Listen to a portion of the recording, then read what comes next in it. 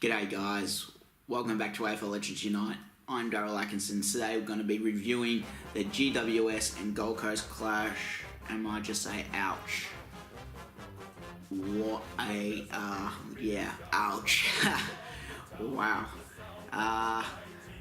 I don't know what much to say. I remember I was watching halfway through the second, and it was only a 22-point margin, I believe, in the midway through the second quarter, and I was like, wow, that's pretty impressive.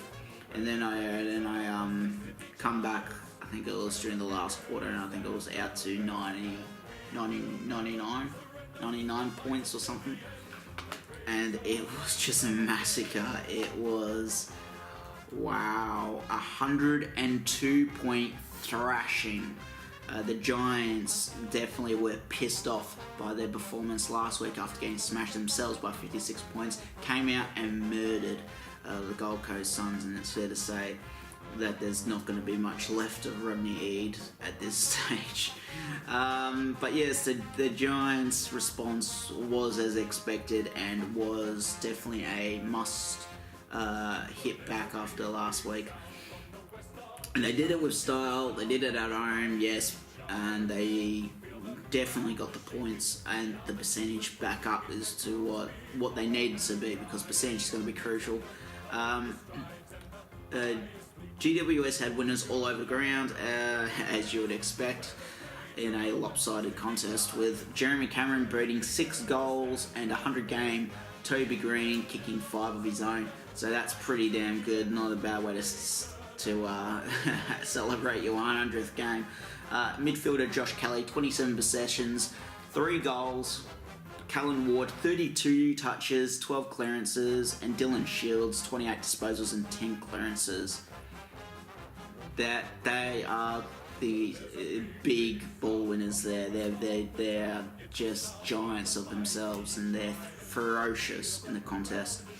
Co-captain Phil Davis was also outstanding in keeping his opposite number Tom Lynch goalless, and that was really a must. Lynch does like to. I think he kicked three goals last week in the second half against the Lions. So Lynch definitely was outstanding in that department. As for the Giants, you'd have to say there's going to be a lot of questions over why, because they came in 2011 and the GWS Giants, sorry, Gold Coast came in 2011, GWS Giants came in at the following year in 2012, but the Giants are like 10 years more advanced than the Gold Coast Suns. With their playing style, with their players. And yes, I know the AFL gave them all these free draft picks and all these top-notch players and make them a booming side. And I know the AFL are very biased in Sydney, but, well, there's not really much but, well, there is. You got to use those draft picks carefully because you're choosing the players.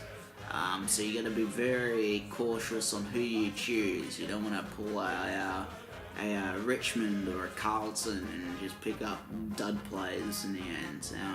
You have to be careful who you pick, and I feel like,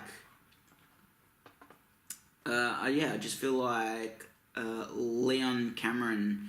He's doing a fantastic job at GWS. He's doing a fantastic job. He was, no doubt, would have been absolutely thrilled with his side's performance over the weekend, but not really any positives there for the Gold Coast Suns.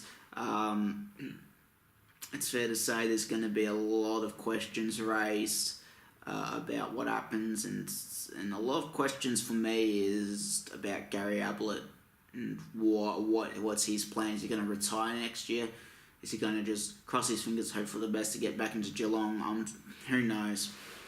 But yes, for the goal kickers, Cameron was outstanding. He kicked 6 goals. Green 5 goals. Johnson 3 with Kelly. Smith also got 3. Loeb got 2. Reid and Shield 1 each. Gold Coast, Martin was outstanding in the forward line, kicking 3 goals.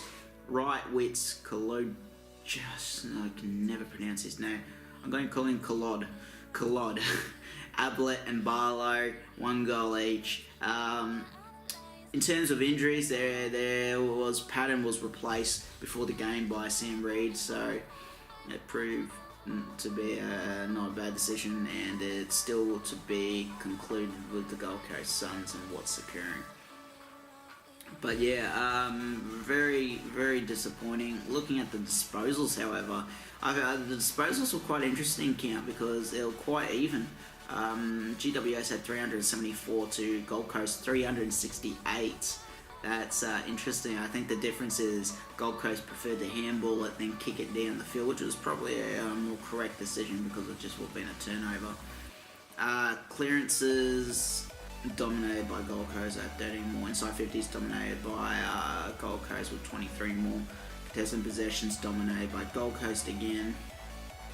Free kick count very even, 51 to 49. That's a shitload of free kicks. That's 100 free kicks in a game. Are you kidding me? Unbelievable. Tackles very even, 51 to 49. So that's a bit surprising. Hit outs easily won by Gold Coast. But yeah, it comes down to how you use the ball.